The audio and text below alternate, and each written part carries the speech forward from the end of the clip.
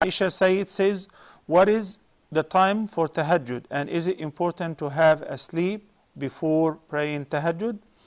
Allah subhanahu wa ta'ala said in the Qur'an to Prophet Muhammad sallallahu alayhi wa sallam, وَمِنَ اللَّيْلِ فَتَهَجَّدْ بِهِ نَافِلَةً لَكَ عَسَىٰ أَن يَبْعَثَكَ رَبُّكَ مَقَامًا مَحْمُودًا. Allah the Almighty ordered the Prophet sallallahu alayhi wa sallam to pray at night and to recite the Qur'an in his Tahajjud. And the word will be that Allah the Almighty will resurrect the Prophet ﷺ and will raise him to the highest praiseworthy position, the position of accepting the intercession of the Prophet ﷺ, and so on.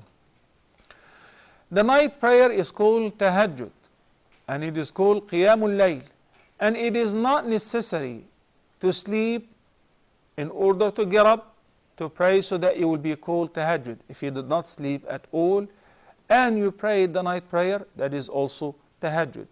In Ramadan, and due to the fact that the night is very short, people actually pray Taraweeh, and if they grab something to eat, or if they drink some tea, chat with the family, then it is already Tahajjud time, or the last part of the night, the last 1/3 of the night.